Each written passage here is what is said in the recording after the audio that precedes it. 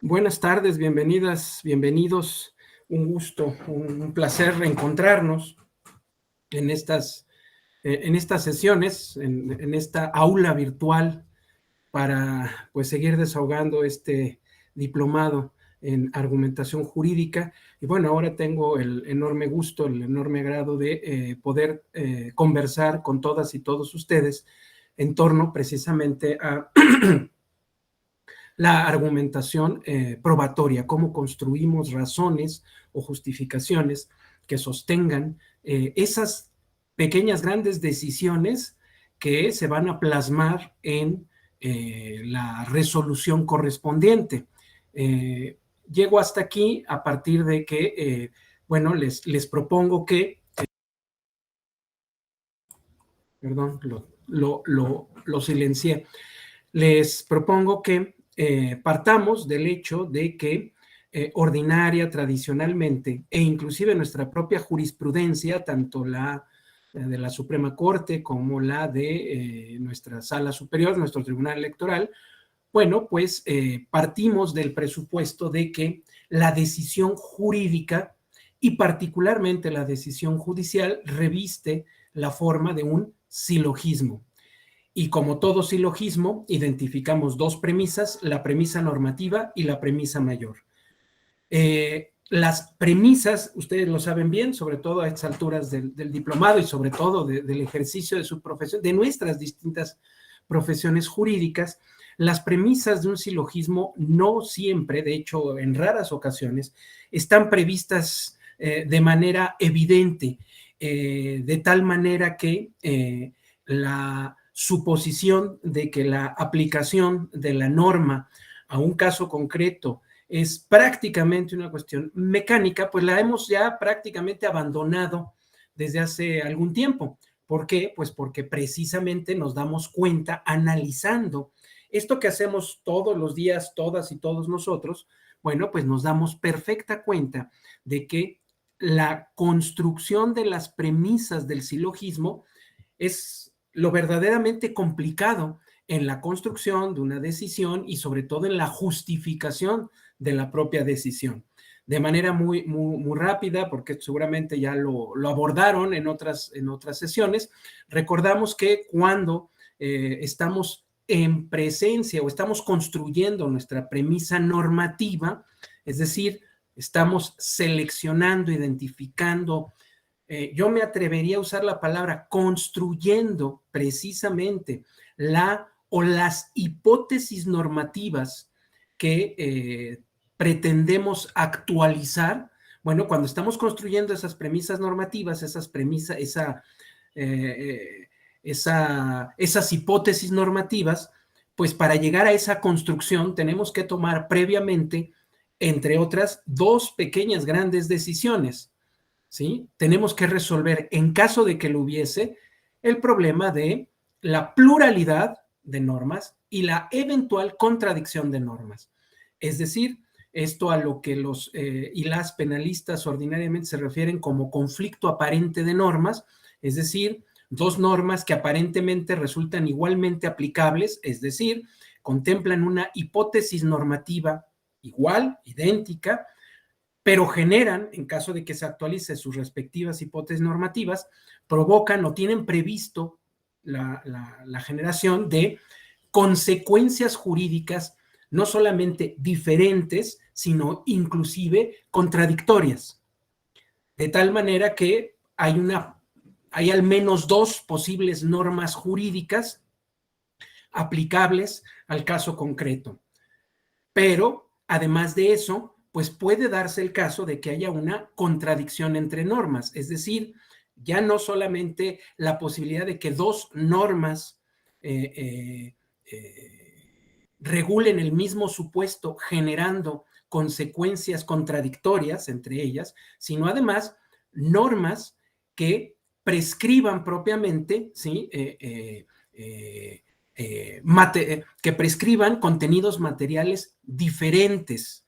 En concreto, esa posibilidad de que una norma, digamos, entre en colisión, en choque, o se aleje demasiado de una norma de derechos humanos, por ejemplo, para referirme en concreto a ese control en favor de los derechos humanos que tienen que llevar a cabo absolutamente todas las autoridades de nuestro país, y ya en grado más intenso y con las herramientas procesales correspondientes, evidentemente, las personas juzgadoras, quienes ejercen la función jurisdiccional. ¿A qué me refiero con esto? Bueno, por un lado, el tema, insisto, de la aparente contradicción de normas. ¿Por qué? Sobre todo las personas cercanas a la materia penal, pues recordarán que se denomina aparente porque realmente tiene, porque al final tiene una solución, tiene una manera de resolver ese choque entre normas, y para eso echamos mano de diversos principios, el de jerarquía, el de la temporalidad, el de la especialidad, solo por mencionar algunos.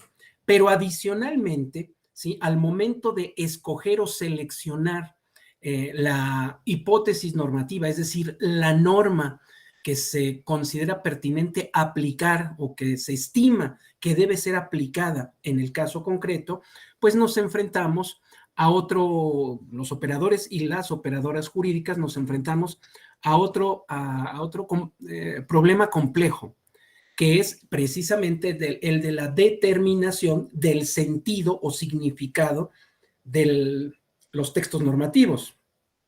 Evidentemente, para enfrentar este problema, no solamente la Constitución y el otro también, el aparente conflicto de normas, desde la Constitución hasta nuestras normas procesales electorales, nos dan las herramientas suficientes para resolver estos conflictos, estos problemas a los que todo operador, sobre todo electoral, se enfrenta.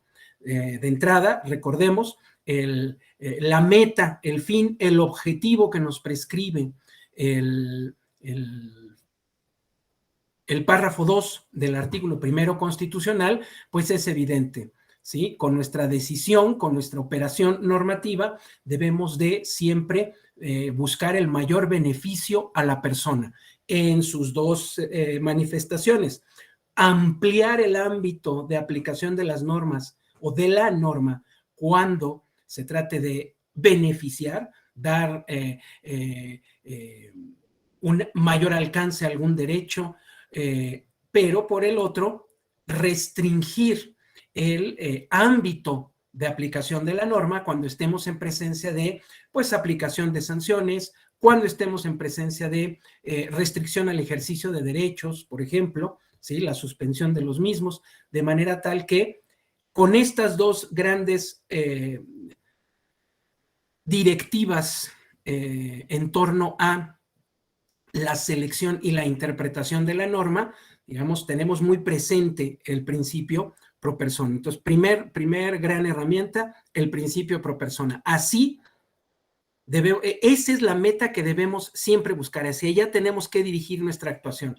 Ahora bien, ¿qué herramientas en concreto de operación nos da la Constitución? Evidentemente, la primera herramienta que nos da es la interpretación conforme, que ustedes también ya seguramente la abordaron, y que de lo que busca esta herramienta es precisamente resolver esa posible contradicción o ese alejamiento de una norma secundaria, alejamiento de esa norma secundaria del núcleo, vamos, del parámetro de control, del parámetro con el que estamos calificando la validez de esa norma.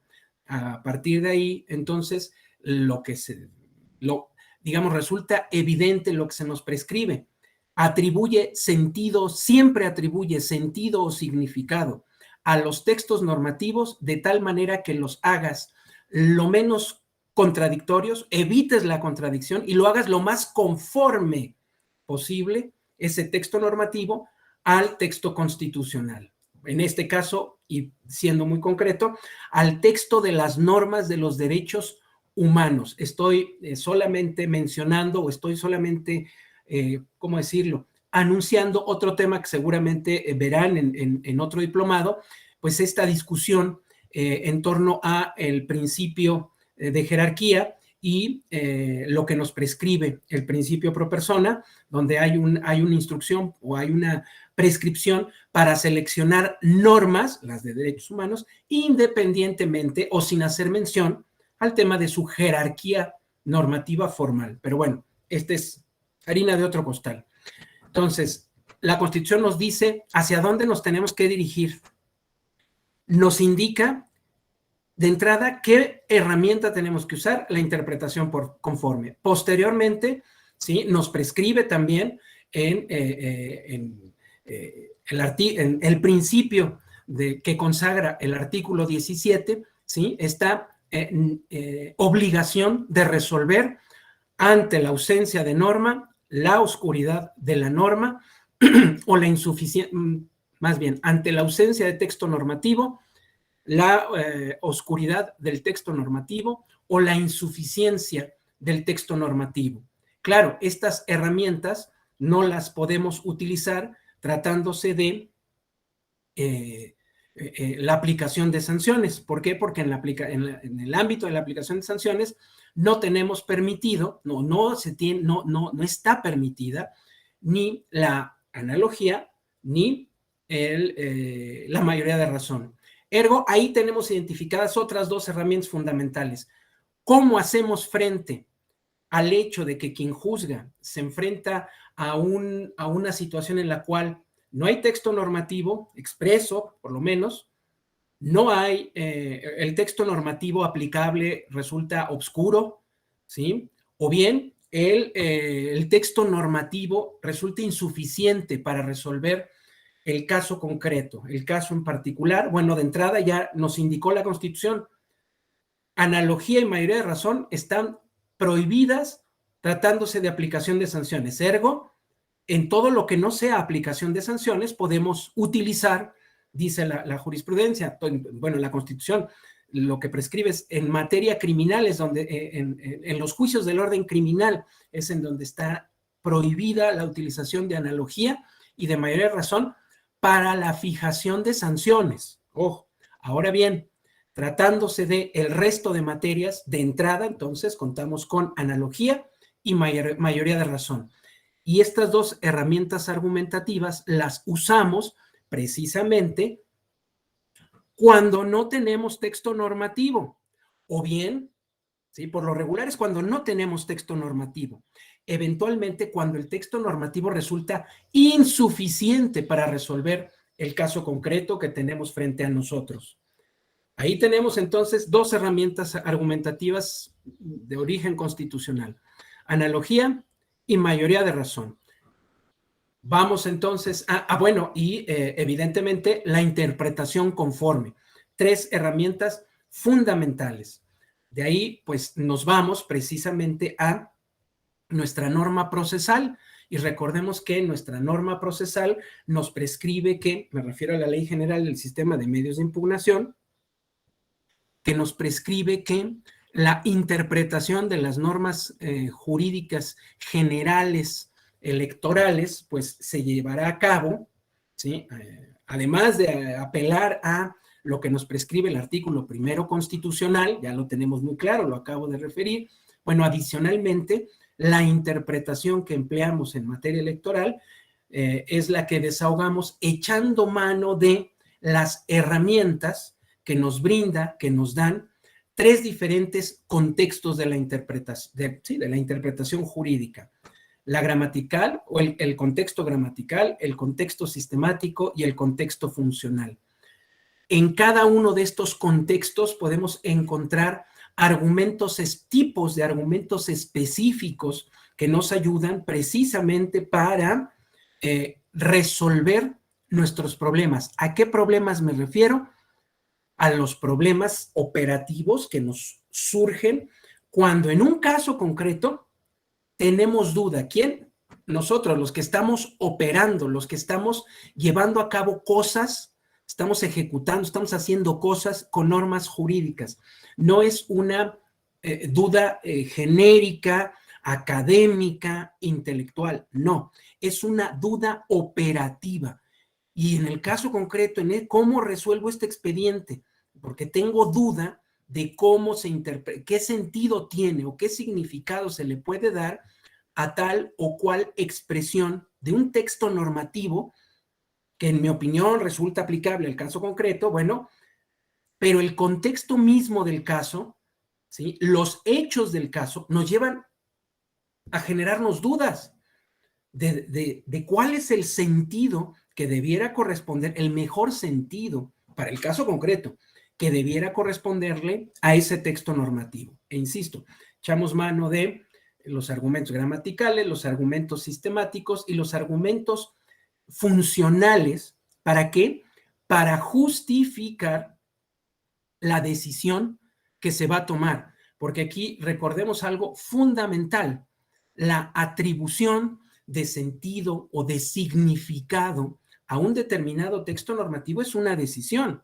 Es decir, doña Magali, don José Robin, don Claudio, doña Andrea, solo por mencionar algunas de las personas a las que tengo el gusto de saludar por este medio. Bueno, doña Magali, ¿qué tal? En fin, don Carlos, don José Muñoz, doña María Los Ángeles, así, a todos nos estamos viendo. Bueno, pues de lo que se trata es precisamente de que doña Magali, doña Dulce, doña Natalie, tomen una decisión. Si estoy elaborando un proyecto de resolución o un proyecto de sentencia, al final yo como operador no solamente tengo que dar cuenta del asunto, del problema jurídico que plantea el caso. Adicionalmente, tengo que dar una propuesta de solución, ¿sí? O como abogado o abogada postulante. Bueno, pues al escuchar el planteamiento, los hechos del caso, muy seguramente en nuestras cabezas estamos escaneando, estamos sacando del archivo todo eso que sabemos para poder a la persona que nos está refiriendo los hechos, a nuestro potencial o ya nuestro actual cliente o clienta, pues sí, de entrada le decimos, independientemente de que podamos analizar, de que pueda analizar con mayor detenimiento el asunto, parece, en mi opinión, digamos, tengo la percepción de que, y viene ahí esa respuesta inicial que se da, de la misma manera que cuando se acaba de estudiar el expediente, ya se analizó el expediente, se tiene que dar cuenta, bueno, al o la magistrada correspondiente, pues se le informa, ¿sí? Los hechos del caso, ¿sí? La pretensión en qué consiste, ¿sí? Cuál es la causa de pedir, ¿sí? ¿Cuáles son los fundamentos de esa causa de pedir, tanto los normativos como los fácticos, ¿sí? Y finalmente, bueno, la propuesta de resolución. En mi opinión, este asunto debiera de ser resuelto de esta manera. ¿Por qué? Y entonces vienen las razones que se dan, primero en la cuenta y posteriormente en la redacción del proyecto de sentencia. En no pocas ocasiones, muchos problemas jurídicos, problemas que se resuelven en el ámbito jurisdiccional, tiene que ver con el sentido que se le dé a un determinado texto normativo. Y la secretaria de estudio y cuenta, el abogado postulante, quien va a tomar la decisión jurisdiccional, el juez, la jueza, el magistrado, la magistrada, tienen que tomar decisiones particularmente, y aquí me estoy refiriendo a esta primera, en torno a qué sentido le corresponde a uno u otro texto normativo. En otras palabras, qué interpretación se le va a dar a ese texto normativo. Esa es una decisión, porque el sentido, tan es así, digamos que es evidente que hay un problema de sentido que se está afirmando, se está resolviendo ese problema, sosteniendo una u otra interpretación. Lo verdaderamente relevante es cómo justificamos esa interpretación. Y esa interpretación nos prescribe la ley procesal, la justificamos en materia electoral, apelando o utilizando, insisto, estos tres diferentes criterios: gramatical, sistemático y funcional. Dentro de cada ámbito, dentro de cada contexto, ustedes recordarán, hay diferentes tipos específicos de argumentos. Y la utilización de estos diferentes tipos de argumentos gramaticales, sistemáticos, funcionales, pues atiende también a un objetivo específico y concreto. Hay que resolver el problema que tenemos enfrente en el escritorio, en el expediente. No es un ejercicio, insisto, no es un ejercicio de academia, no es un ejercicio de mero deleite intelectual. ¿En qué momento sabemos que resolvemos el problema como operadores jurídicos? Pues cuando hemos desterrado la duda que teníamos. Es decir, cuando a través de un argumento gramatical hemos resuelto la duda, pero claro, si no resolvemos la duda, si nos queda todavía esa incertidumbre en torno al sentido o significado, le seguimos y recurrimos a una interpretación sistemática, y si no colmamos la duda, seguimos con los tipos argumentativos funcionales hasta llegar, ¿sí?, a una conclusión. Claro, podemos llegar a diversas conclusiones. El sentido sistemático me lleva a un resultado y la funcional me lleva a otro. ¿Cuál escogemos? Ahí viene otra decisión. También hay que tomar esa decisión. Claro, ya nuestra ley procesal no necesariamente nos da una respuesta. ¿Por qué? Porque de la lectura de nuestra ley procesal lo que advertimos es que, digamos, en el orden en el que están previstas estos tipos de argumentos que justifican las decisiones sobre sentido de textos normativos, pues las vamos aplicando en el orden ahí prescrito, ahí establecido. ¿Hasta cuándo? Hasta que resolvamos nuestra duda. Y si llegamos a sentidos diferentes, pues tenemos que optar por el funcional o el sistemático, si es que no hay coincidencia, ¿sí?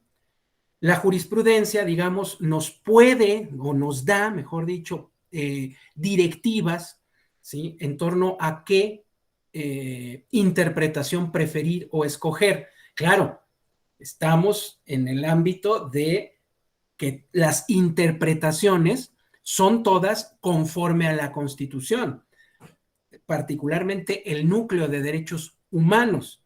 ¿Por qué? Porque si hay una interpretación que no sea conforme con la Constitución o que se aleje más de la Constitución, el mandato constitucional es muy claro: no vamos a escoger esa, vamos a escoger la que más se acerque al texto o al sentido de los textos de normas de derechos humanos.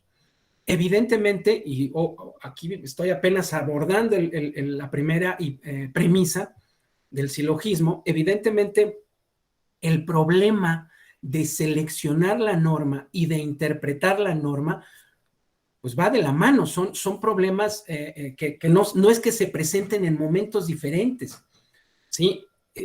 Mi exposición pues solamente es eso, porque mi objetivo es mostrar los problemas a los que nos enfrentamos, pero en la vida real esto no sucede así. No vamos resolviendo, no, pues primero escogemos una norma y luego vemos qué sentido tiene. No, todos y todas sabemos que esto no es así.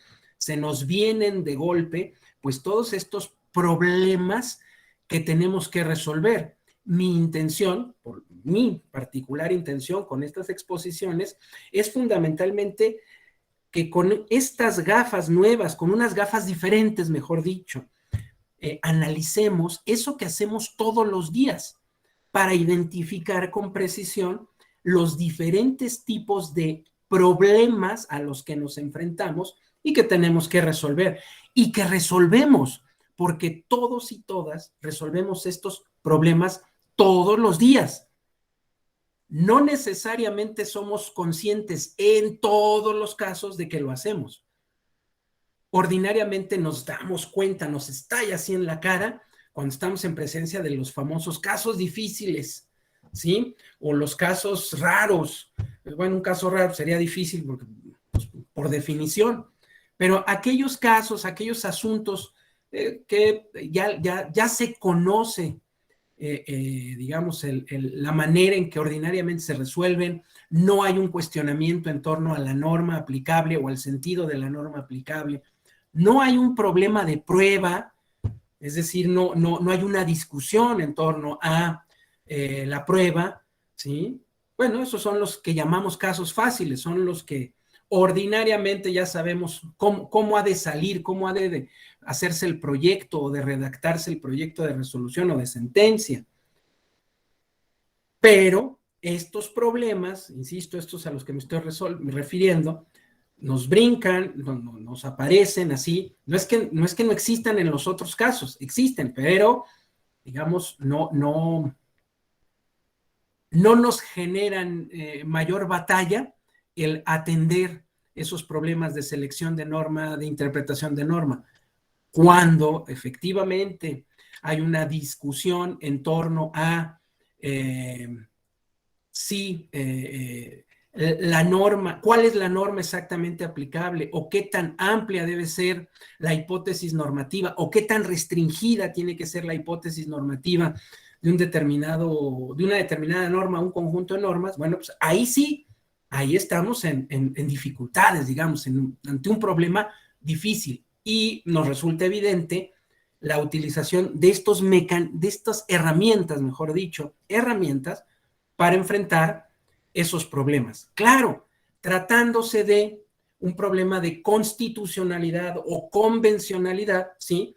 Recordemos que el problema en sí, una de dos, o nos lo plantean las partes o quien juzga lo advierte, ¿sí? Pero si las partes no lo plantean y quien juzga no advierte, no, digamos, a quien tiene que tomar la decisión jurisdiccional, no le genera, voy a poner en términos muy, muy coloquiales, no le genera ruido la norma aplicable, no la estima sospechosa de inconstitucionalidad, o en el caso de evidentemente, de la utilización de estas categorías sospechosas a las que también refiere la Constitución, bueno, ahí en los términos se invierten, ¿verdad? Porque partimos del presupuesto de la inconstitucionalidad de la norma y por lo tanto se reclama de quien creó la norma, pues una justificación, una motivación reforzada en esos casos. Pero bueno, insisto, si no hay esta sospecha si no hay dudas en torno a la conformidad de la norma con la Constitución, o bien si no se advierte un sentido de la norma que más beneficie a la persona, sea en el sentido de ampliar o de restringir la hipótesis normativa, como lo dije al principio, bueno, pues no habrá problema en la creación, en la conformación de la premisa normativa. Hasta ahí. Pero como lo acaba de escribir, no siempre es así de fácil o de sencillo la construcción, la fijación, la determinación de la premisa normativa de nuestro silogismo. No sé si hasta acá hubiese algún comentario, alguna duda, para pasar entonces a la siguiente premisa. De acuerdo. Vamos entonces a la construcción de la premisa fáctica, la premisa menor, digamos, en todo silogismo, y que implica, ¿sí?, la definición precisamente de esa premisa que vamos a subsumir en la premisa mayor. Me parece que ya tuve la suerte con ustedes de coincidir en alguna exposición previa y yo refería o trataba yo de ejemplificar esa operación denominada subsunción con ese juego que tienen los y las bebés, ¿sí?, donde tratan de, la diversión consiste en meter el juguetito amarillo por el hueco correspondiente que tiene o corresponde a una figura geométrica, la estrella, el trapecio, la elipsis, etcétera. Bueno, pues la construcción de la premisa normativa implica precisamente la delimitación, la fijación de la hipótesis normativa, es decir, el hueco por donde vamos a intentar hacer entrar el juguetito amarillo, ¿sí? En ocasiones, esa hipótesis, ese hueco, lo podemos ampliar cuando se trate de beneficiar lo más posible a la persona, y en ocasiones ese hueco se tendría que hacer más pequeño cuando se esté en presencia de una limitación, una restricción al ejercicio de derechos, precisamente apelando al principio pro persona. Ahora bien, una vez identificados estos huecos, construidas estas hipótesis normativas, el siguiente paso, antes de tratar de meter el juguetito amarillo por el hueco correspondiente, pues antes de eso necesitamos construir ese juguete amarillo que queremos subsumir en el hueco o el espacio de la hipótesis normativa. ¿A qué me refiero con construir? Pues a que, como todas y todos ustedes saben, cuando hablamos de hechos, propiamente nos referimos a las afirmaciones que las partes hacen, particularmente quien actúa, quien ejerce su derecho de acción procesal. Bueno, las afirmaciones que hacen quienes intervienen en el proceso, las partes, respecto de lo que ya pasó, lo que sucedió, los hechos. Lo que encontramos en la demanda no son hechos propiamente, no son hechos en sí, sino afirmaciones respecto de aquello que pasó, de aquellos hechos. Y así como de manera genérica, para sostener nuestra pretensión, es decir, lo que queremos, la famosa expresión, conforme con todo lo anterior, a ti, juez o jueza, atentamente solicito. Y ahí viene lo que efectivamente queremos, ¿sí? Que se me registre como candidato, ¿sí? Que se le, que se le retire un determinado spot del aire, ¿sí? Que se le sancione a un determinado sujeto por la comisión de una infracción, en fin, ahí viene lo que queremos. Y claro, si eso es lo que queremos, las preguntas que nos hará quien juzga es: ¿y por qué quieres eso? ¿Cuál es la razón para que pidas eso? Para que me pidas que yo decida sobre eso. Volvemos a lo mismo de manera genérica, ¿sí? Partimos del presupuesto de que la satisfacción de mi pretensión, insisto, de manera genérica, ¿sí? Está sancionada, no solamente está permitida, sino que estaría mandada por el ordenamiento jurídico, ¿sí? Porque se actualiza tal o cual hipótesis normativa y en consecuencia, o se genera una determinada consecuencia que se tiene que actualizar en el caso concreto. Pero para llegar a eso, no solamente habremos de sostener, insisto, de manera genérica, esa afirmación de que el ordenamiento jurídico tutela mi pretensión, es decir, sostiene lo que quiero obtener, sino adicionalmente que hay razones de hecho o razones en torno a los hechos que justifican, bueno, que se actualiza la hipótesis normativa correspondiente. ¿A qué voy con esto? Bueno, que esto que denominamos hechos en la demanda y que son afirmaciones respecto de lo que pasó, de lo que ya sucedió, así como sostenemos que tal o cual norma debe ser aplicada en tal sentido, debe ser interpretada de esta u otra manera, y en nuestro escrito de demanda damos razones para sostener esa interpretación, las afirmaciones respecto de lo que pasó es que yo soy militante del partido, fui en pleno ejercicio de mis derechos de militancia, fui registrado como aspirante a la candidatura de tal puesto de elección popular, participé en el proceso interno de selección, en fin, todas esas afirmaciones, ¿sí? En principio, tienen que ser sostenidas. ¿Por qué? Porque quien juzga, pues evidentemente recibe esas afirmaciones, las escucha, las lee, pero no le consta. Debemos de desahogar entonces una actividad probatoria. Claro, recordemos que no todas las afirmaciones que vierte la parte actora, por ejemplo, ¿sí?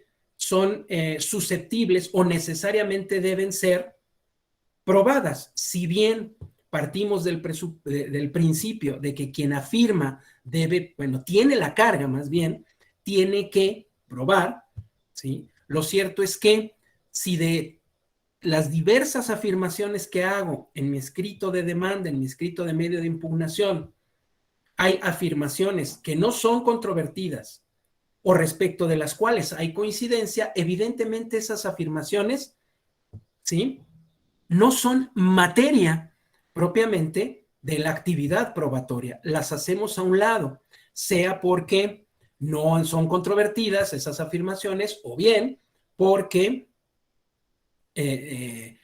hay coincidencia entre las partes que están interviniendo en el proceso. Y aquí cuando hablo de las partes que intervienen en el proceso, evidentemente me refiero a, en nuestros medios de impugnación, a la autoridad responsable que emitió el acto que se impugna o la resolución que se impugna, y por otro, pues también al sujeto tercero interesado que por definición tiene un interés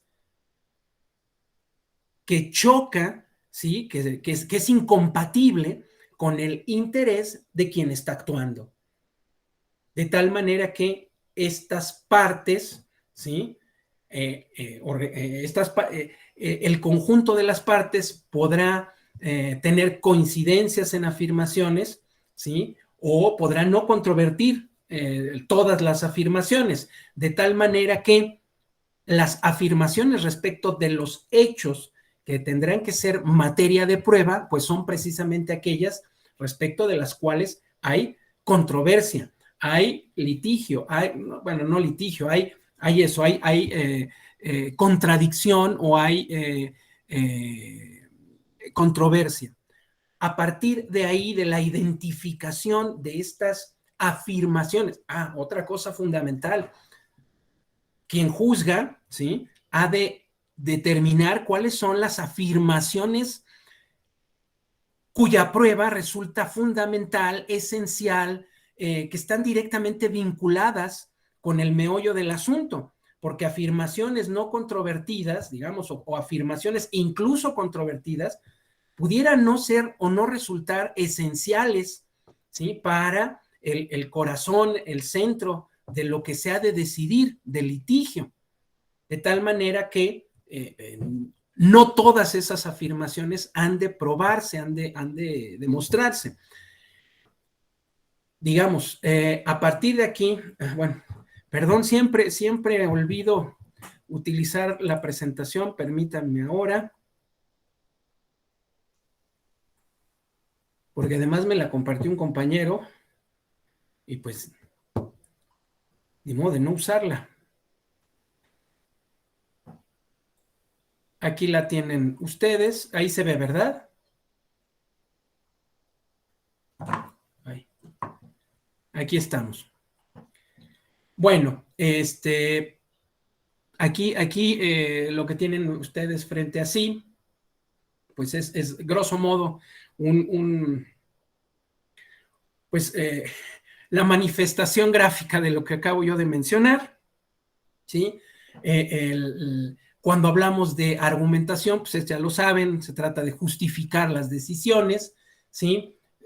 Ordinariamente partimos de esta idea o de este presupuesto de que la decisión jurídica, principalmente la decisión judicial, reviste la forma de un silogismo. Bueno, nuestras premisas, ¿sí?, son, por un lado, la premisa normativa y por el otro, la premisa fáctica.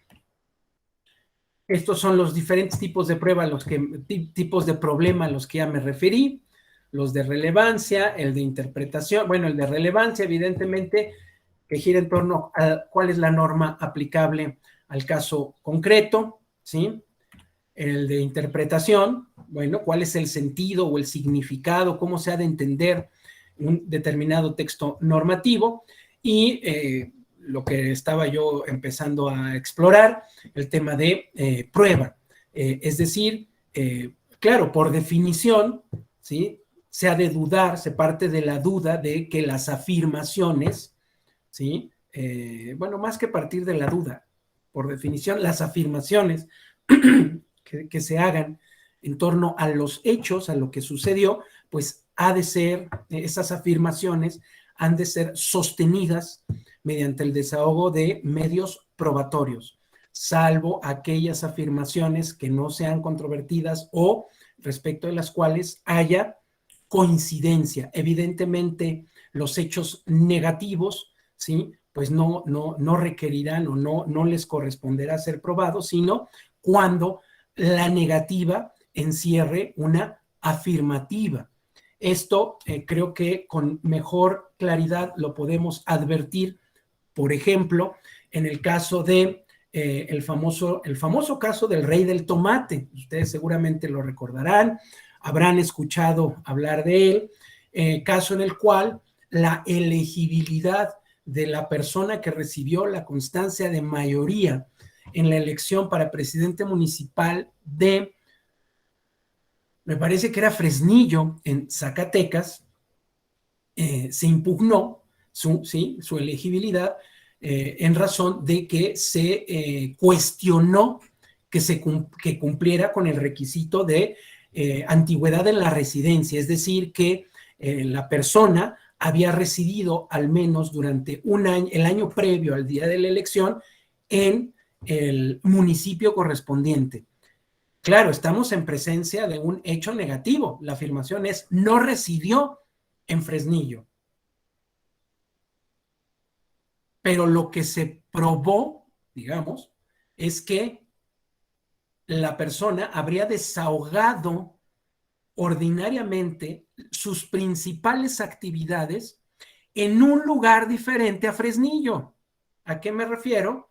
Bueno, pues que se probó, ¿sí?, que la persona cuya elegibilidad se impugnaba, bueno, que la persona había obtenido su licencia de manejo en California, que esta persona pagaba impuestos ordinariamente con la frecuencia debida en California, que había solicitado la recuperación de su nacionalidad mexicana porque la había perdido al haber adquirido la norteamericana en un momento, en un tiempo en el que todavía no se reformaba la Constitución, y cuando la Constitución se reformó, ¿sí?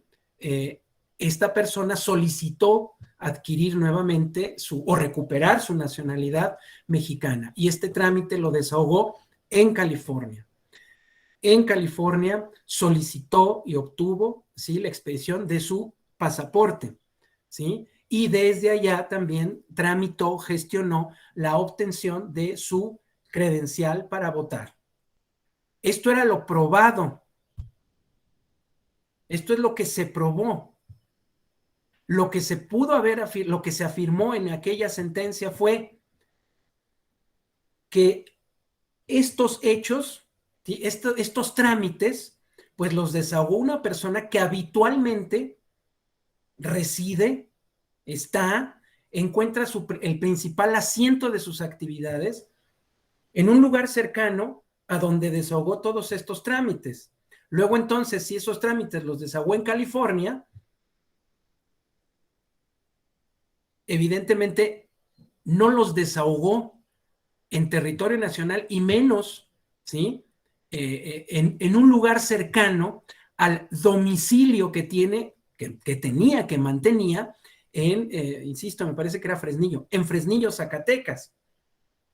Ojo con esto, porque además, en buena medida estamos adelantando un poco el tema de la valoración. ¿Por qué? Porque los medios que se desahogaron condujeron a acreditar hechos individuales, es decir, en situaciones particulares, que obtuvo la licencia de manejo en tal lugar, en tal fecha, que obtuvo de nuevo su nacionalidad mexicana en tal lugar, en tal fecha, que obtuvo su pasaporte en tal lugar, en tal fecha. Digamos, ¿se valoraron de manera individual cada una de estas pruebas? Sí, pero después se hizo una valoración conjunta, y la valoración conjunta apeló a una máxima de la experiencia, precisamente.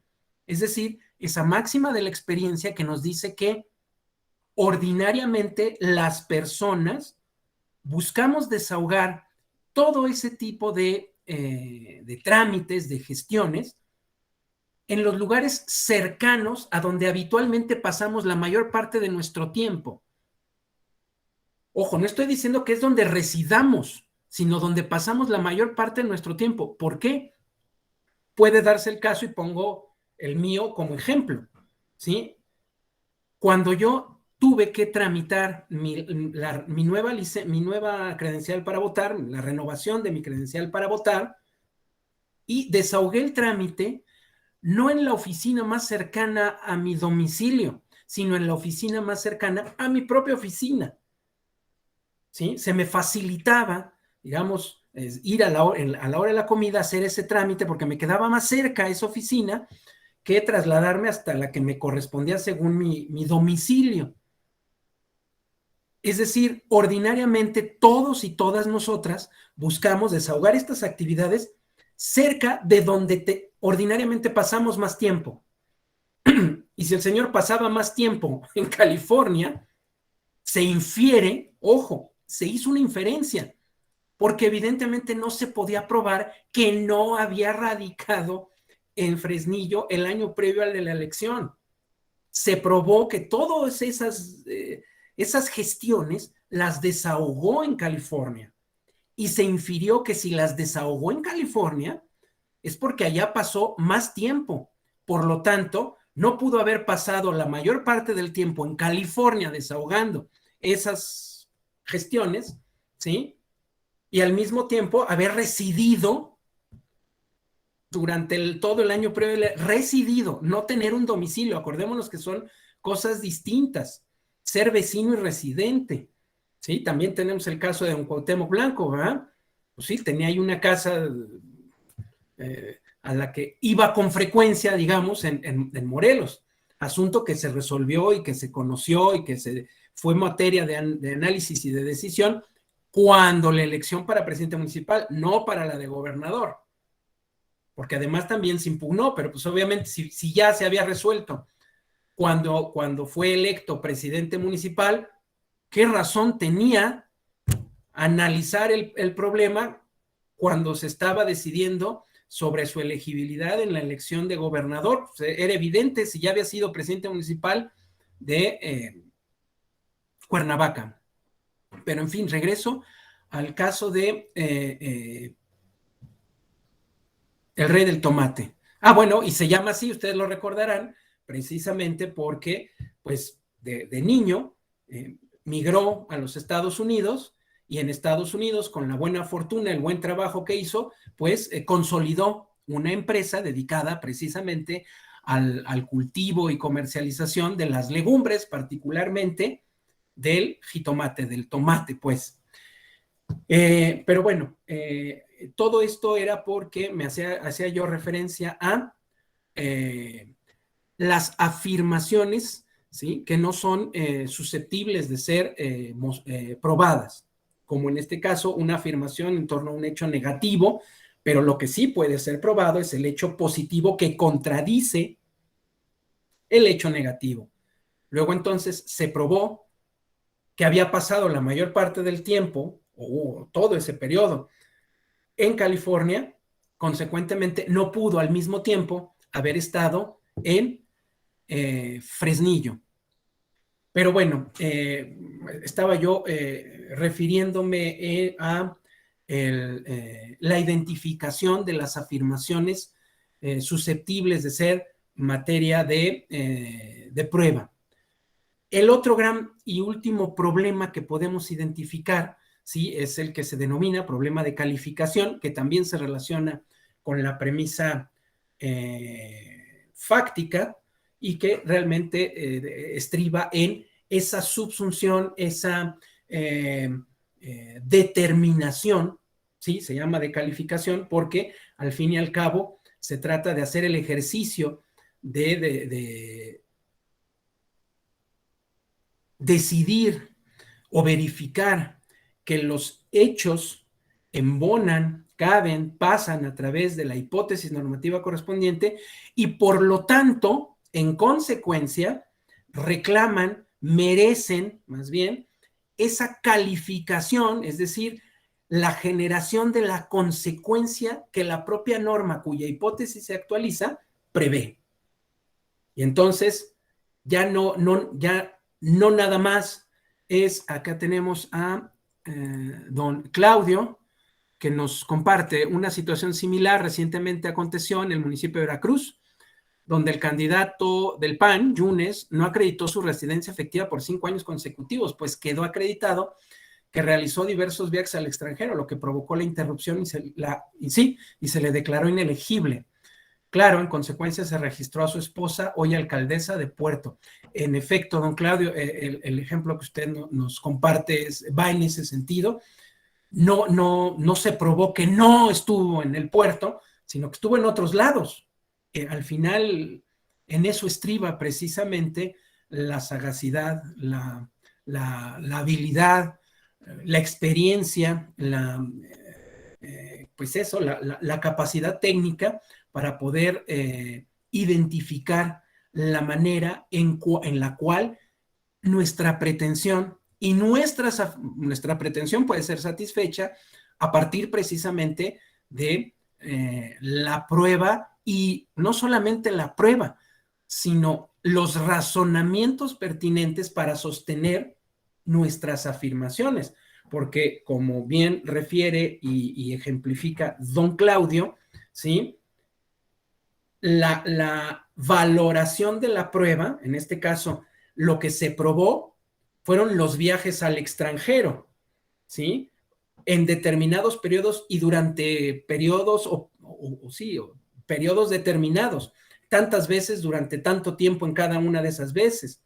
Eso es lo que se prueba. Y quien juzga valora los medios probatorios para concluir o no que esos hechos en particular, bueno, que viajó a San Diego o viajó a San Antonio o viajó a Nueva York, y que en cada viaje o en cada salida, pues estuvo ausente 1 semana, 2 semanas, 3 semanas o más. Cada medio probatorio en ese caso, ¿sí?, vinculado con cada afirmación consistente en tal fecha viajó a Nueva York, o en tal fecha viajó a San José de Costa Rica y permaneció allá durante tanto tiempo. Bueno, habrá que esas afirmaciones deberán de ser probadas cada una con diferentes medios que se desahoguen para tal efecto. Pero para poder sostener que incumple con el requisito de residencia efectiva, puesto que no se puede probar que no estuvo, lo que se tiene que hacer es construir un razonamiento. Si esto está probado, ¿sí?, digamos, un principio de lógica formal es que una cosa no puede ser y no ser al mismo tiempo. Si durante todo este tiempo, si está probado que durante estos periodos esta persona estuvo en A, B, C, D fuera del país, ¿sí?, de aquí se sigue que no pudo haber estado al mismo tiempo, ¿sí?, en Veracruz Puerto. Regla de la lógica. Como acabo yo de mencionar, la máxima de la experiencia a la que alude o apela, mejor dicho, la sentencia del caso del Rey del Tomate. ¿Cuál es esa máxima de la experiencia? De la experiencia de las personas, ¿sí?, pues que ordinariamente acudimos a desahogar tales o cuales o los principales trámites que necesitamos desahogar en los lugares cercanos a donde tenemos el principal asiento de nuestras actividades, donde mayor parte del tiempo pasamos, ¿sí? Entonces, bueno, solamente a partir de lo que nos refiere don Claudio, el objetivo era adelantar de alguna manera es la utilización de las herramientas que la Ley Procesal Electoral, la Ley General del Sistema de Medios de Impugnación, en su artículo 16, nos prescriben precisamente para que quienes juzgan en materia electoral valoren los medios probatorios desahogados, las pruebas desahogadas. Sigo entonces. Bueno, esto que ustedes ya lo saben muy bien, lo conocen muy bien. Nada más una levísima referencia: la necesidad de identificar con claridad la pretensión, o sea, lo que quiero, ¿sí? La causa de esa pretensión, qué es lo que motiva, genera que yo quiera lo que te estoy pidiendo a ti, juez o jueza, ¿sí? Y evidentemente las razones, tanto normativas como de hecho, asumiendo que si estoy pidiendo lo que estoy pidiendo es porque asumimos que el ordenamiento jurídico en general sostiene esa pretensión. Claro, en particular habrá que identificar, aunque no es no es un requisito indispensable, salvo en el juicio de revisión constitucional electoral, la identificación exacta y precisa de esas hipótesis normativas o de esas normas que textualmente sostienen o validan servirían de base para la satisfacción de nuestra pretensión, de mi pretensión. Y por otro lado, pues la identificación de los elementos probatorios, la aportación de los elementos probatorios, ¿sí? Que me permitan, con su desahogo, sostener, acreditar, mostrar o demostrar que mis afirmaciones de lo que pasó, pues, digamos, se corresponden con lo que efectivamente pasó, ¿sí? Que son, que mis afirmaciones se corresponden con con lo que sucedió, con lo que fue aquella realidad.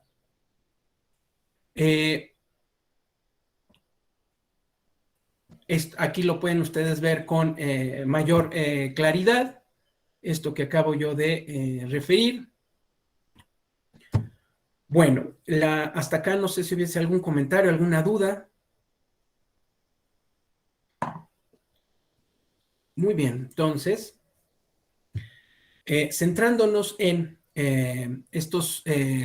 recordemos que el artículo 16, grosso modo, o básicamente lo que nos prescribe es que cualquier acto que nos moleste en nuestra persona, en nuestros documentos, cualquier acto de molestia, pues debe de estar, entre otros requisitos, emitido por autoridad competente, por escrito, debe de estar fundado y motivado, donde la fundamentación, evidentemente, todos lo recordamos, lo tenemos presente, es la referencia clara, ¿sí? No es indispensable, ¿verdad? La cita expresa, pero sí la identificación precisa de las normas,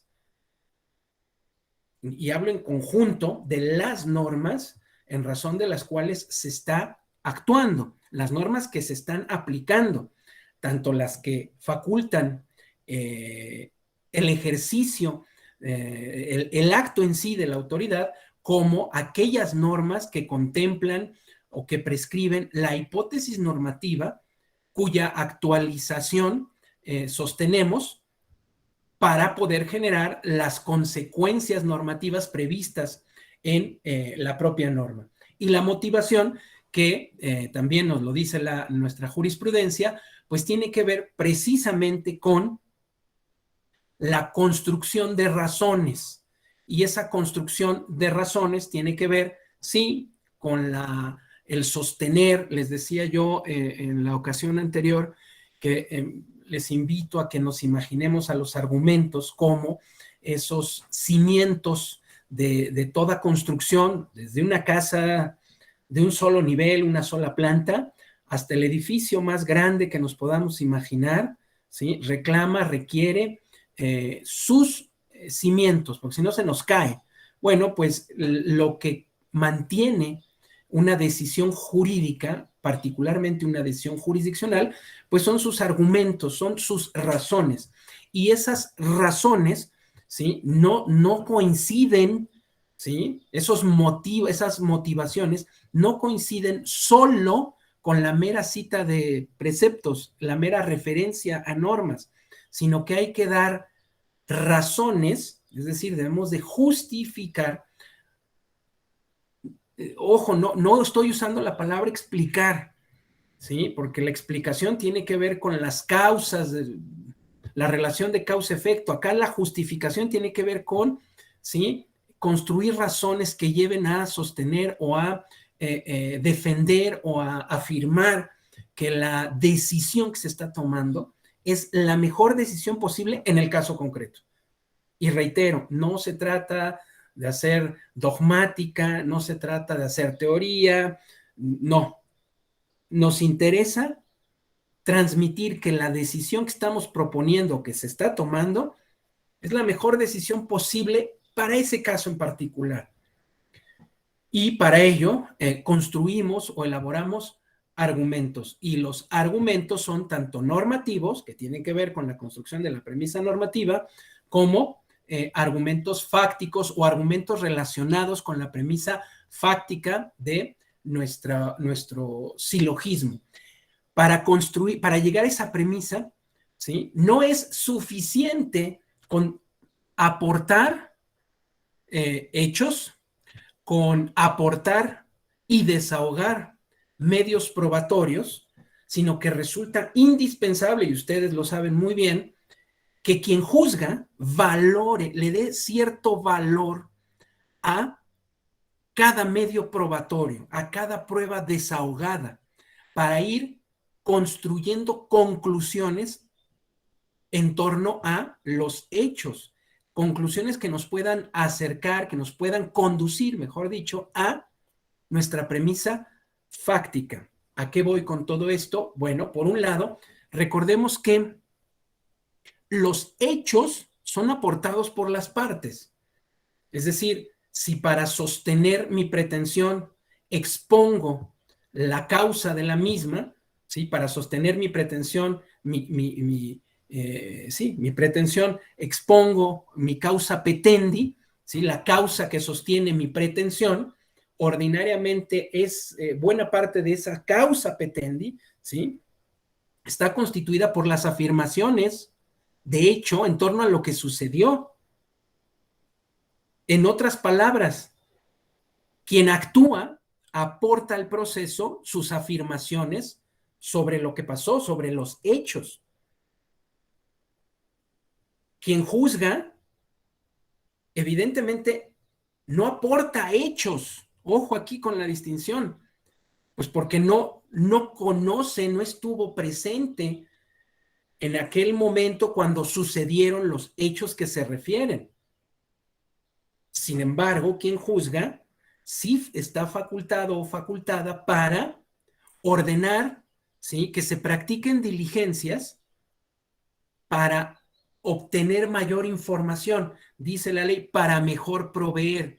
En otras palabras, quien juzga sí está facultado para ordenar que se aporten al proceso medios probatorios adicionales o diferentes a los que las partes hubiesen aportado al proceso. Recordemos que los medios probatorios, ¿sí? Los hechos se aportan al proceso. No es que corresponda a las partes, digamos, no es que sean de las partes, son, una vez aportados,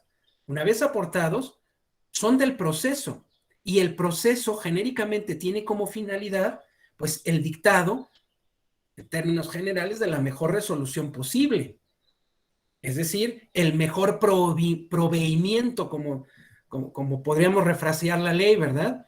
Si pueden autorizar quienes juzgan el desahogo u ordenar el desahogo de diligencias para mejor proveer, es porque entonces el fin del proceso, uno de los principales fines del proceso, es dictar el mejor proveimiento posible, es decir, emitir o dictar la mejor sentencia posible. ¿Y cuál es la mejor sentencia posible? Bueno, evidentemente al margen de que se cumplan y se satisfagan todos los requisitos formales en el dictado de una sentencia, pues esa sentencia será la mejor posible si atiende a lo pedido, es decir, a todo lo pedido, solo a lo pedido, siempre y cuando no haya posibilidad de mejorar o de beneficiar de la mejor forma posible a quien haya actuado, ¿sí? Y evitar, ¿sí? Decisiones o, ¿cómo decirlo? Posiciones o consideraciones o afirmaciones contradictorias. al interior o dentro del cuerpo de la propia sentencia o resolución. Bueno, aportados los hechos, aportados los medios probatorios, ¿sí? Admitidos esos medios probatorios, viene la etapa de su desahogo y evidentemente todos recordaremos que en materia electoral, por lo regular, al ser principalmente medios probatorios de los previstos en la propia normatividad, el artículo 14 de la Ley General de Medios de Impugnación, en torno a la prescripción de cuáles son estos medios probatorios, las pruebas documentales públicas, pruebas con sus diferentes precisiones de cuáles se consideran pruebas documentales públicas, las pruebas documentales privadas, las pruebas confesional y testimonial, con esta particularidad que tienen en materia electoral de tener que ser rendidas o formuladas, digamos, desahogadas en tanto que confesional o testimonial ante una persona con fe pública, ¿sí? Las pruebas denominadas técnicas, que se refieren precisamente a todos los elementos, a todos los medios que la tecnología y la ciencia ha generado, ¿sí? Particularmente haciendo referencia a las audiograbaciones, videograbaciones, las fotografías. Bueno, estas fotografías, estas audio y videograbaciones, ¿sí? Se consideran pruebas técnicas, ¿sí? La prueba pericial, cuando así proceda, ¿sí? En fin, el conjunto, la prueba instrumental de actuaciones y la que denomina nuestra propia ley procesal la prueba de indicios, ¿sí? Que bueno, al final recordemos que el indicio es propiamente un hecho o probado o respecto del cual no hay, ¿cómo decirlo? No hay controversia, no hay duda, no fue cuestionado. Y de ese hecho o probado o no cuestionado o en torno al cual no hay, mejor dicho, en torno al cual puede haber coincidencia, ¿sí? Se infiere, ¿sí? Digamos, generamos mediante cierto razonamiento, llegamos a la conclusión de que un hecho que no está probado se presume, pero para que se presuma, evidentemente tenemos que partir de indicios y esos indicios son hechos efectivamente que están probados o respecto de los cuales no hay duda, sea porque no se cuestionaron o porque al contrario hay coincidencia en lo que afirman las partes. De esos hechos, ahora sí, mediante cierto razonamiento, generamos la presunción. Esto lo pongo más adelante con un ejemplo más claro. Pero bueno, estaba yo únicamente haciendo referencia al conjunto de medios probatorios previstos en nuestra ley procesal. Pero del desahogo de estos medios probatorios, y era lo que a donde me quería yo acercar, bueno, por lo regular, los medios probatorios aportados, sí, insisto, por lo regular, en la mayoría de los procesos en materia electoral, bueno, pues estamos en presencia de o documentales públicas, ¿sí? Las actas levantadas en la casilla o la documentación expedida por las autoridades electorales en ejercicio de sus competencias o la documentación también expedida por cualquier otra autoridad del Estado mexicano, también en el ejercicio particular de sus competencias. Sí, recordemos aquella práctica que se presentaba con cierta frecuencia, ¿sí? Antes de la existencia de los fedatarios electorales, de los institutos electorales, pues consistente en que se recurría a por ejemplo, a algún agente del Ministerio Público para que diera fe de algún hecho, ¿sí? Y bueno, lo cierto es que si bien eran documentos expedidos por una determinada autoridad. Lo cierto es que esa autoridad pues no era competente, no tenía la competencia para pues dar fe, certificar hechos que no correspondiesen estrictamente al ámbito material de las normas que regulaban su competencia, o sea, a la materia de la investigación de posibles hechos delictivos o conductas delictivas. Entonces, es importante tener esto presente al momento de enfrentarnos a una prueba pretendidamente documental pública. De la misma manera que documentales públicas se consideran pues esas certificaciones que expiden las personas investidas de fe pública, una notaria o un notario, claro, siempre y cuando, digamos, también son consideradas pruebas documentales públicas. Estaba yo adelantando al tema de la valoración, pero ahorita me acerco ahí, nada más tener en cuenta o tener presente, en no pocas ocasiones, el notario o la notaria, pues sí, evidentemente da fe de que en la intersección de tal o cual calle se localiza una barda con una pinta con tales y cuales características, ¿sí? Propaganda electoral, por ejemplo. Pues sí, pero al notario y así, o a la notaria, así lo hace constar, pues solo le parece o presume o, digamos, cree que la barda en la que está colocada la pinta, está pintada la propaganda electoral, pertenece al sistema de transporte colectivo Metro o forma parte del panteón municipal, solo por mencionar algunos casos en torno a la manera como se redactan estas constancias emitidas precisamente por quienes tienen o están investidos o investidas de fe pública. Estaba yo haciendo referencia entonces al catálogo de medios probatorios con sus peculiaridades en materia electoral, en el caso de la testimonial y la confesional, que han de ser desahogadas precisamente ante un fedatario público o fedataria pública,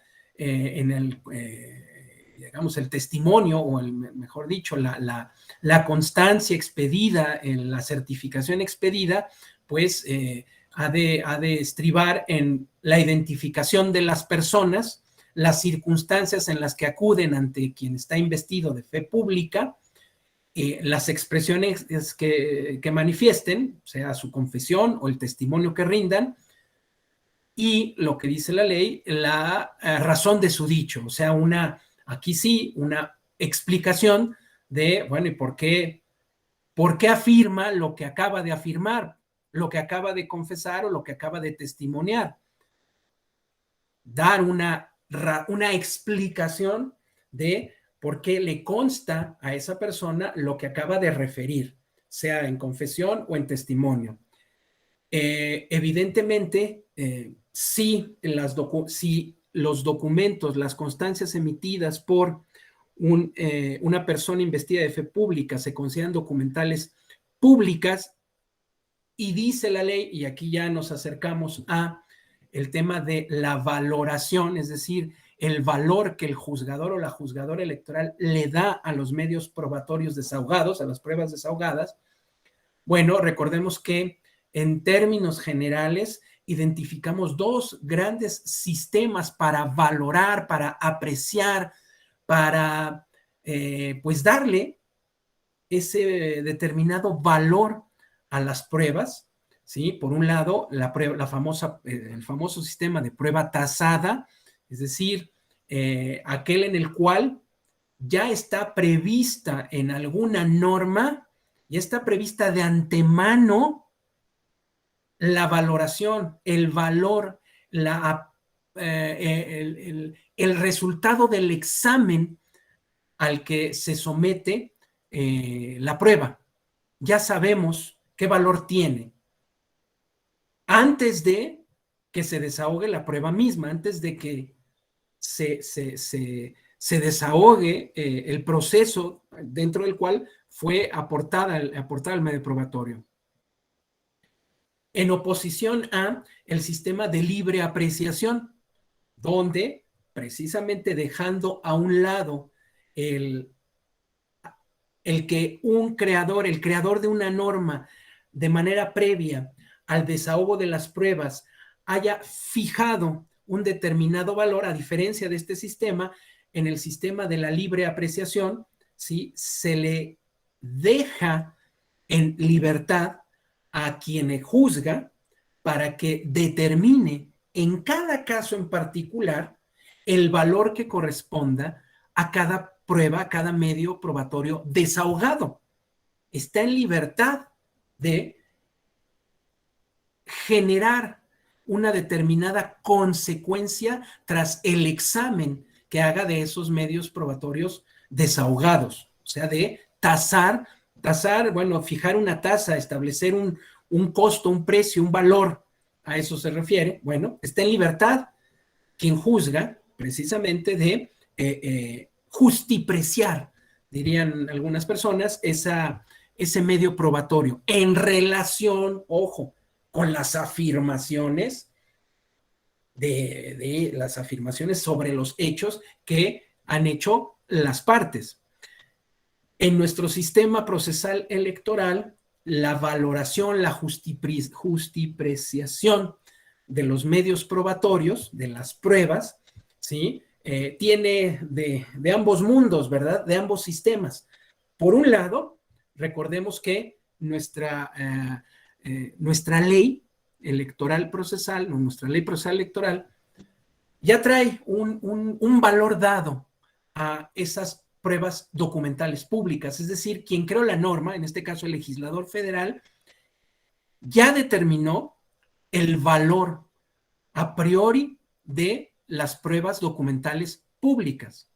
Y recordemos que esas pruebas documentales públicas hacen prueba plena, ¿sí? Tienen plenitud para acreditar aquello que buscan acreditar, probar. El resto de medios probatorios, ¿sí? Ha de ser justipreciado en cada caso por quien juzga. Pero así como, o mejor dicho, además, así como la legislación, desde la Constitución hasta nuestra jurisprudencia, la normatividad en general, ¿sí? Nos prescribe qué herramientas tiene quien juzga para interpretar los textos normativos. Recordemos, analogía, mayoría de razón, interpretación conforme, argumentos gramaticales, sistemáticos, funcionales. Nada más, recordemos que la interpretación conforme es un tipo específico de interpretación sistemática. Nada más tengámoslo presente. Bueno, así como la normatividad en general le da estas herramientas a quien juzga para que interprete los textos normativos, la norma procesal electoral en particular le da a quien juzga herramientas para justipreciar los medios probatorios desahogados. ¿Cómo justiprecia? ¿Cómo o de qué herramientas echa mano quien juzga para justipreciar, para darles valor, un determinado valor a los medios probatorios ya desahogados, a las pruebas desahogadas? Bueno, para ello, ¿sí? La ley le prescribe 3 herramientas fundamentales: las reglas de la lógica, las máximas de la experiencia, ¿sí? O las reglas de la sana crítica y de la experiencia. Términos muy concretos serían los principios de nuestra lógica, pero aquí, ojo, la ley procesal habla de principios de la lógica. Tradicionalmente se ha asumido que se refiere a la lógica formal, esta que prescribe estos principios, uno de los cuales acabo yo de referir, ¿sí? El principio de identidad, el principio de no contradicción, ¿sí? el principio de ser de la cosa, ¿sí? Pero bueno, lo cierto es que a estas alturas entendemos que hay otro tipo de lógicas. Tradicionalmente a la que apelamos, la que empleamos, pues es esta lógica formal aristotélica, como ahorita vamos a ver. Las reglas de la sana crítica. Bueno, pues precisamente la crítica estriba en cuestionar racionalmente, examinar racionalmente esos distintos medios probatorios, echando mano pues de eso, del conocimiento que nos da, ¿sí? El desempeño mismo, en este caso, de la función jurisdiccional. Y las máximas de la experiencia, que cualquier persona puede decir, de la experiencia de quién, podría preguntarse. Bueno, estamos hablando de, o se estima que, o se entiende que, pues se habla de la experiencia, en principio, pues de la persona promedio, ¿sí? Esta referencia que yo hice a el,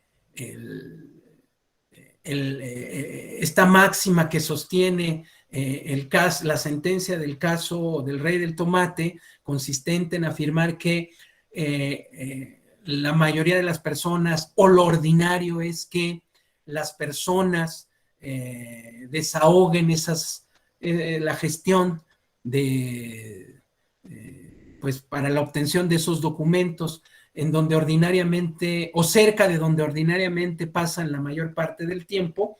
Bueno, pues es una máxima de la experiencia, ¿sí? Referida precisamente por quien en ese momento tomó la decisión. Claro, una máxima de la experiencia, ¿sí? Razonable, bastante razonable. Otro caso de utilización de máxima de la experiencia, ¿sí? Lo encontramos en aquel precedente de nulidad de elección de ayuntamiento en Zimapán, en Hidalgo, hace ya varios años, 8 o 9 años, por la Sala Regional Toluca, a partir precisamente de que estuvo probado que 2 sacerdotes católicos, al final de las misas de 7 y de 8 o 9 de la mañana, en 2 misas, ya ya había acabado pues la homilía, en esa parte que ordinariamente llamamos avisos parroquiales, ¿sí? Ya en esa parte, los sacerdotes invitan a votar. Claro, hasta ahí no hubiese, digamos, quizá no hubiese habido mayor conflicto o problema. El problema se presenta cuando llaman a votar por la vida o diciéndole sí a la vida, cuando ese había sido el eslogan de una de las propuestas, de una de las fórmulas o uno de los candidatos, de las candidaturas que participaban en la elección de ese día. Por diferentes medios, ¿sí? Estuvo probado ese hecho.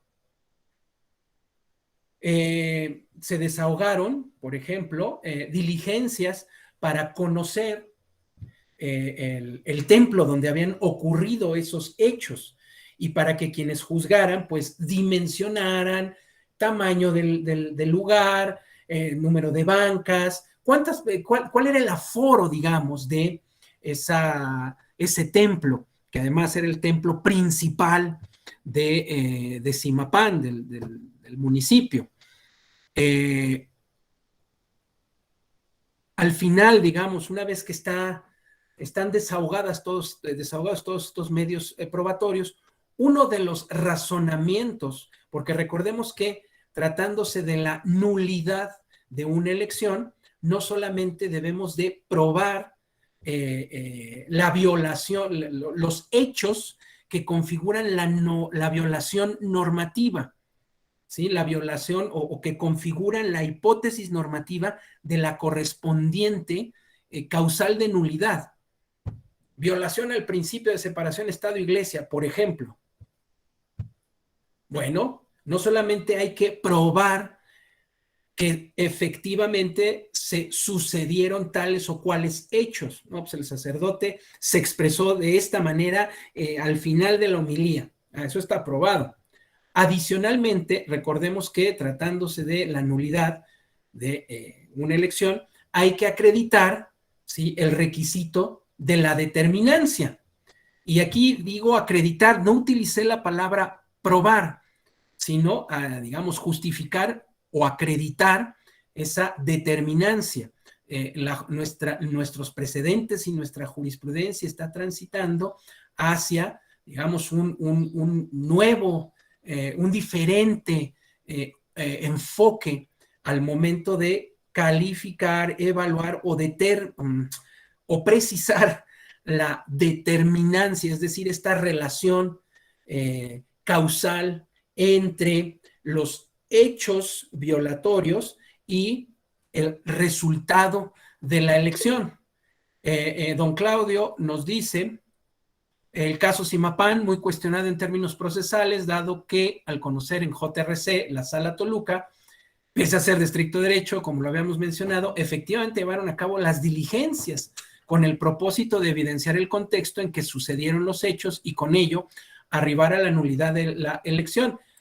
Por ahí va yo, don Claudio, precisamente para hacer referencia al hecho de que para justificar, uno de los argumentos empleados para justificar la determinancia, para sostener que los hechos probados digamos, de estas expresiones de estos sacerdotes de culto religioso habían incidido en el resultado de la votación. Bueno, un argumento que nunca se me olvida es precisamente, que consiste en sostener que ordinariamente las personas católicas acuden de manera muy temprana a misa antes de ir a votar, ¿sí? Este es uno de los argumentos empleados precisamente para sostener la acreditación de la determinancia, y como bien refiere don Claudio, pues estamos en presencia de un caso, un asunto, una sentencia que ha sido cuestionada. Lo que yo quiero aquí ejemplificar es cómo, para poder hacer la inferencia, porque se infiere de hechos probados, ¿sí?, se infiere esta relación causal que implica la determinancia, donde de una determinada causa se genera necesariamente un determinado efecto. Para construir esa inferencia o para sostener esa inferencia, en ese caso se echó mano de argumentos similares a como que, bueno, ordinariamente, es decir, se apeló, se intentó utilizar una máxima de la experiencia. ¿En qué descansaba esa máxima de la experiencia? Ojo con esto: en una construcción previa consistente en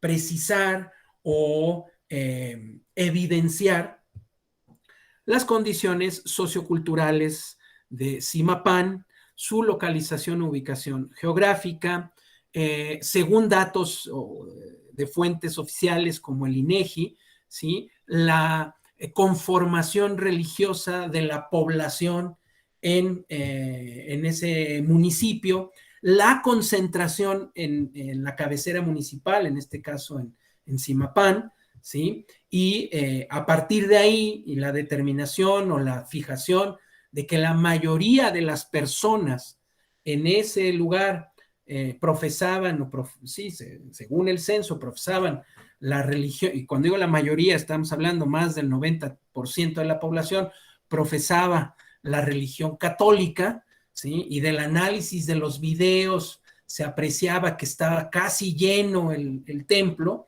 y del cálculo, como bien dice don Claudio, que se hizo a partir de la visita, de esa diligencia para mejor proveer y calcular cuántas personas le cabía al templo y demás. Bueno, el siguiente paso fue: de todos estos hechos podemos inferir, apelando a la máxima de la experiencia que nos dice que ordinariamente las personas primero acuden a misa y luego se van a formar a su respectiva casilla para votar. Bueno, pues se incidió, o el mensaje, mejor dicho, de el sacerdote católico incidió, afectó, determinó el sentido de quienes votaron, y tuvo un impacto, una influencia determinante en el resultado de la elección.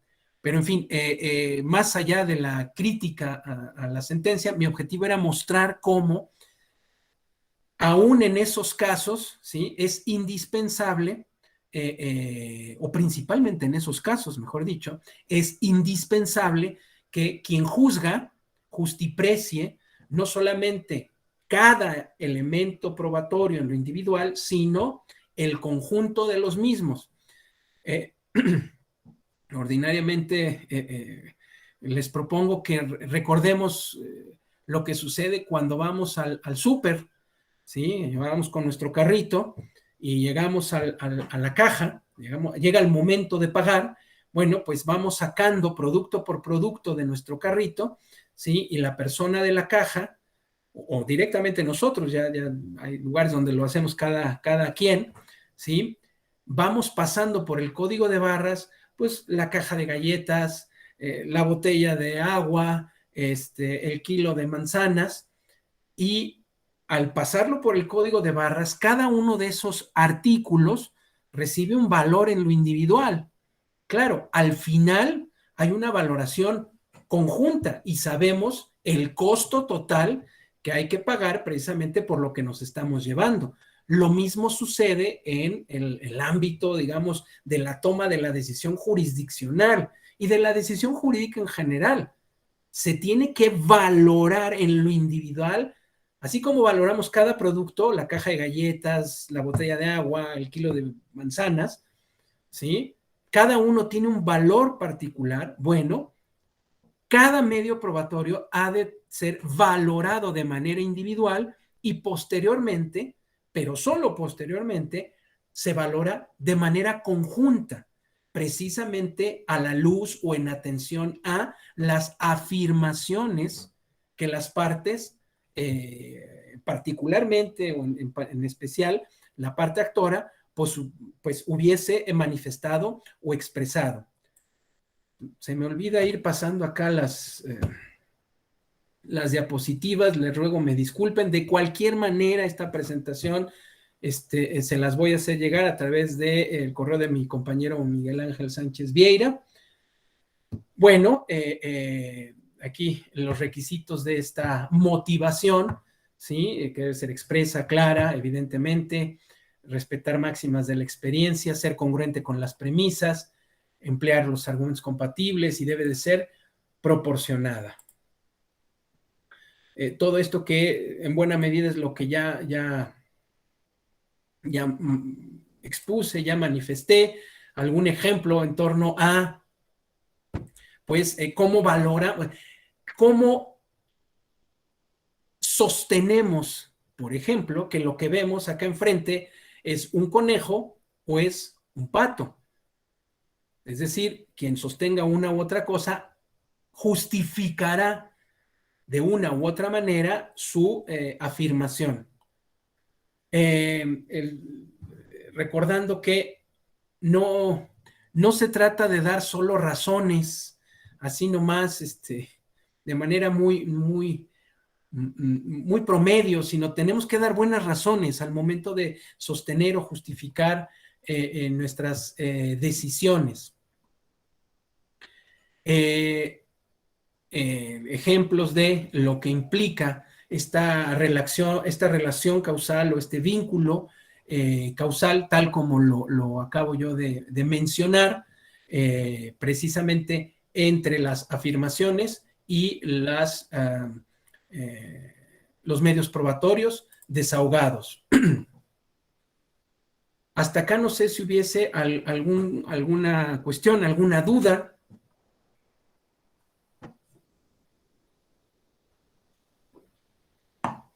Si no es así, seguimos entonces. Aquí, siendo citada nuestra propia jurisprudencia, nuestra tesis del Tribunal Electoral, bueno, pues hay que tener presente lo que es lo que se entiende por prueba y esta distinción entre fuente u origen y medio de prueba, entre fuente y medio de prueba. La fuente es la persona que rinde un testimonio. Recordemos, el testimonio propiamente es el medio que se aporta, ¿sí? Para que el contenido de la fuente, lo que la persona expresó, se haga llegar, se aporte al proceso. El tema de la relación entre prueba y el resultado probatorio, pues evidentemente, como lo estaba yo tratando de mostrar, los medios probatorios y la valoración de los medios probatorios tienen por objeto y van a generar como consecuencia que se llegue o no a la afirmación genérica del tipo está probado que al final la premisa normativa, perdón, la premisa fáctica se construye o se constituye con esta afirmación. Está probado que. ¿Qué es lo que está probado? Pues aquellos hechos que podemos subsumir o que pretendemos subsumir, nuestra intención es subsumirlos, meterlos, hacerlos entrar en la hipótesis normativa de la premisa mayor, en el hueco, digamos, imaginemos que la hipótesis es ese hueco en el cual queremos introducir, meter, subsumir, ¿sí? Nuestros hechos probados, ¿sí? Esa afirmación está probado que, bueno, tratamos de subsumir eso en esa hipótesis normativa, en ese espacio, en ese hueco que hemos construido a partir de la resolución de los problemas ya referidos y la utilización de las herramientas también ya referidas de argumentos interpretativos para delimitar precisamente el contorno de esa hipótesis normativa. Al final, bueno, ¿cuál es la finalidad, según nos lo prescribe nuestra propia jurisprudencia, algunos precedentes de la Sala Superior? Pues precisamente las partes aportan pruebas con la finalidad de que quien juzga, al momento de resolver, pues verifique las afirmaciones hechas, aportadas, producidas, ¿sí? En sus respectivos escritos para sustentar sus respectivas posiciones. ¿A qué voy con esto? Lo que ya también mencioné, mi pretensión, la pretensión de quien actúa, pues se encuentra su fundamento, su base,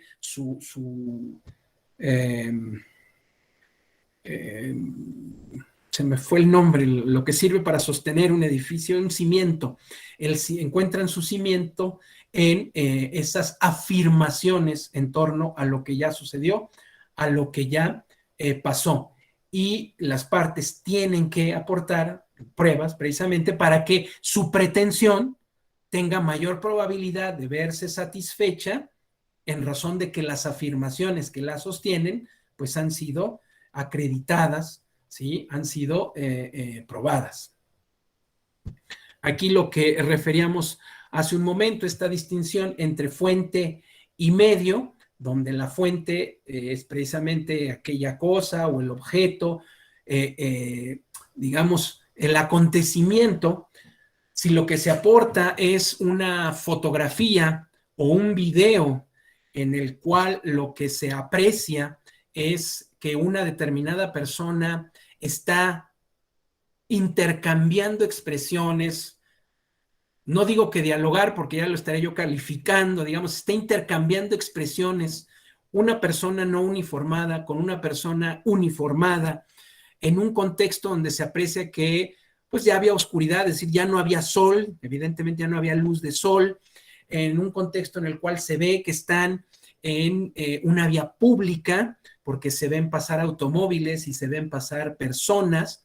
Bueno, la fuente es precisamente ese acontecimiento y el medio aportado es la prueba técnica, esa videograbación con la cual se quiere acreditar, por ejemplo, que se ejerció un tipo de coacción o de presión sobre un determinado candidato o una determinada candidata.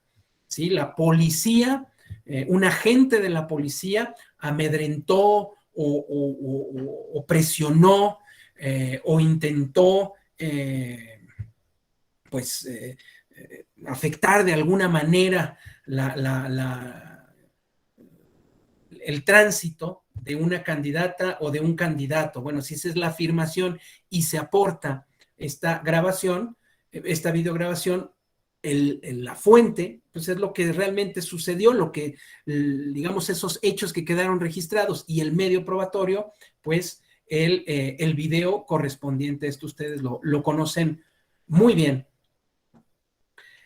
¿Qué principios son los que rigen el desahogo, bueno, la aportación, la admisión, el desahogo y la valoración de nuestros distintos medios probatorios en materia electoral? Bueno, este principio de necesidad de la prueba, es decir, la identificación de las afirmaciones que reclaman prueba para verificar su corrección. ¿Su corrección en qué sentido? Digámoslo así, su verosimilitud. Perdón por la llamada, pero ahorita contestan. En fin, ahí van.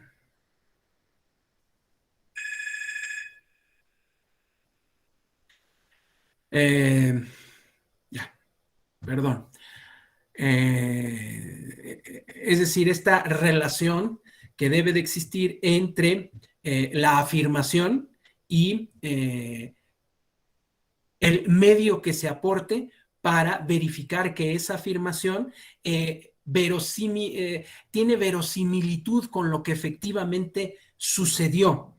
Esta expresión ya muy desgastada y por supuesto totalmente desacreditada de la distinción entre verdad histórica y verdad legal, pues nos lleva precisamente a replantearnos los términos en los cuales este tipo de asuntos son expuestos, son analizados.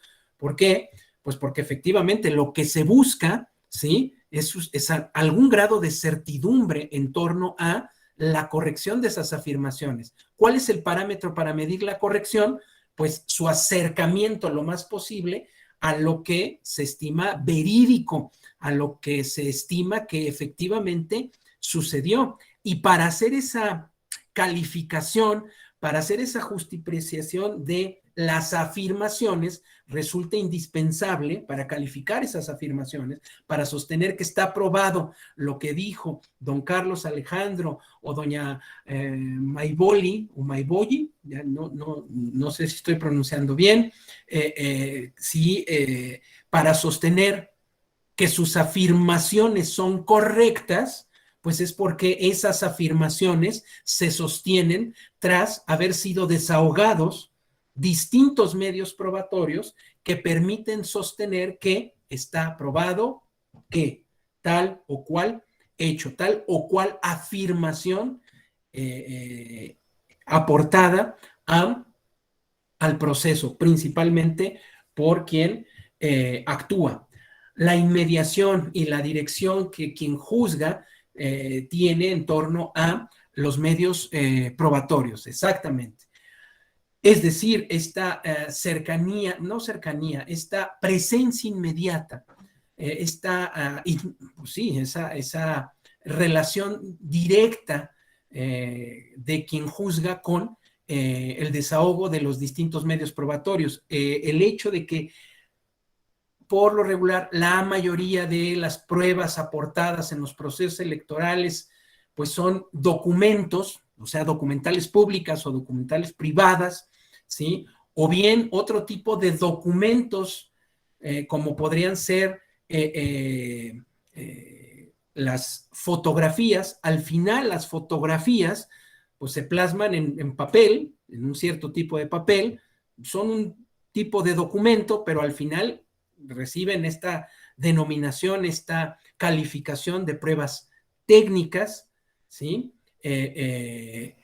Digamos, ese tipo de pruebas, estos documentos, ¿sí? Que se afirma ordinariamente que se desahogan, digamos, al momento mismo de su admisión al proceso, se aportan, y bueno, si se aportan y se valora su admisión y se admiten, pues al momento mismo de su admisión, ¿sí? Se desahogan por su propia naturaleza, es decir, se lee, se analiza, se revisa lo que dice, lo que es la información que contiene, tal o cual acta, tal o cual documento emitido por alguna autoridad municipal, por ejemplo, la constancia de vecindad o una certificación de vecindad, ¿sí?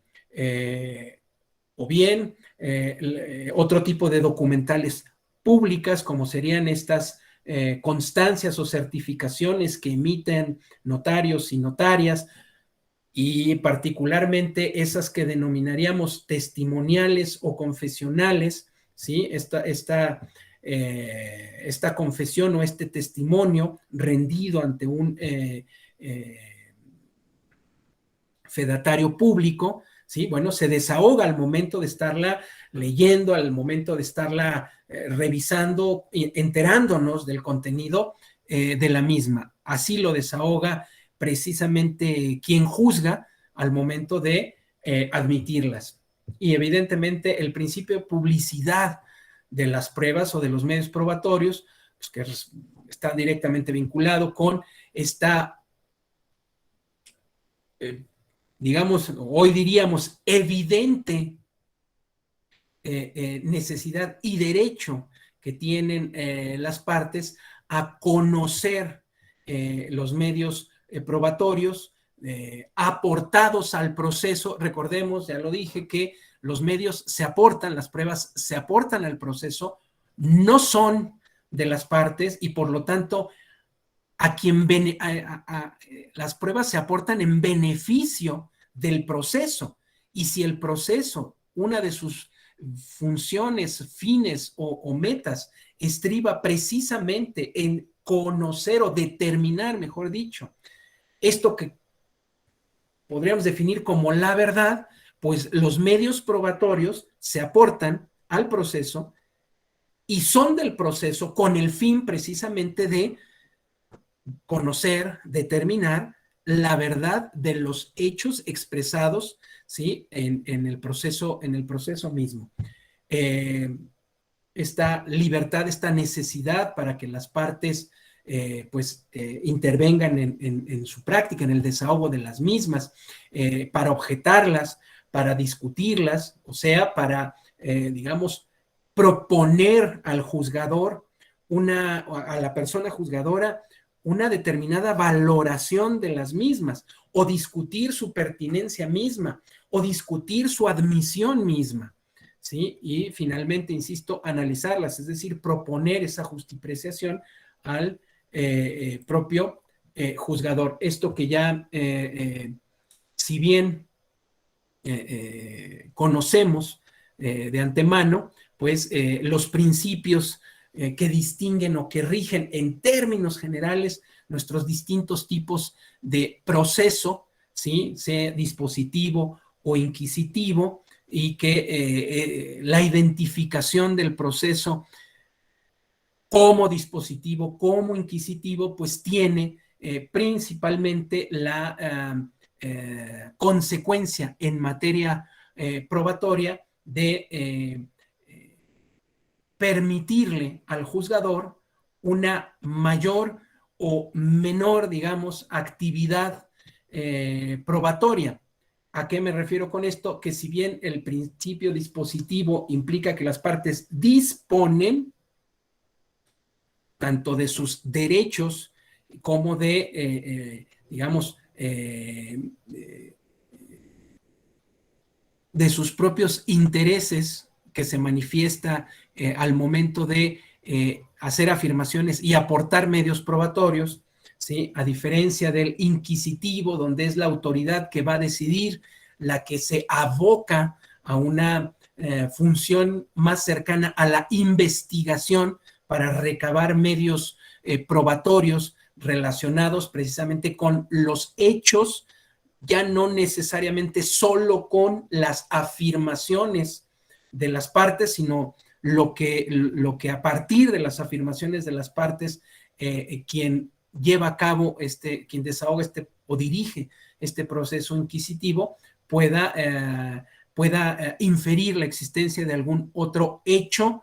Bueno, pues determina este principio esta mayor proactividad de quien está llamado a tomar una decisión, cualquiera que éste sea. Los principios de contradicción, de adquisición, de unidad. Bueno, el tiempo se me acaba, se me agota. Esta presentación se las voy a compartir, como ya les dije. Hasta acá no sé si hubiese algún comentario, alguna duda. Bueno, el principio de rápidamente adquisición es el que ya he mencionado en varias ocasiones. El principio de contradicción implica precisamente esa oportunidad para que la o alguna de las partes pueda controvertir no solamente la afirmación, sino el medio probatorio aportado precisamente para sostener esa afirmación. El principio de unidad, pues que implica precisamente de alguna manera esta necesidad de que quien tome la decisión considere, ¿sí? No solamente alguna de las pruebas en lo individual, sino que considere en su decisión, tome en cuenta al momento de decidir el conjunto, la totalidad de los medios probatorios aportados y desahogados.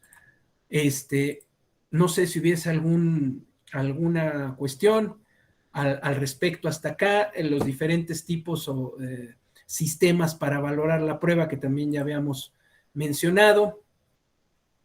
En fin, creo que me fui muy rápido, pero como vieron, si no alcanzo a abarcar la mayoría de los temas que corresponden. De cualquier forma, les comparto la presentación. Insistiría en abrir algún periodo de consulta, de pregunta, de crítica, que también son sumamente bien recibidas. Mientras no sea mi corte de cabello, todo lo demás, criticable, por supuesto. Es que no tengo otro, por eso no les admitiría críticas, porque pues no hay de otra, ¿verdad? Pero fuera de ahí, son bien recibidas. Comentarios, críticas, dudas. No sé si hubiese.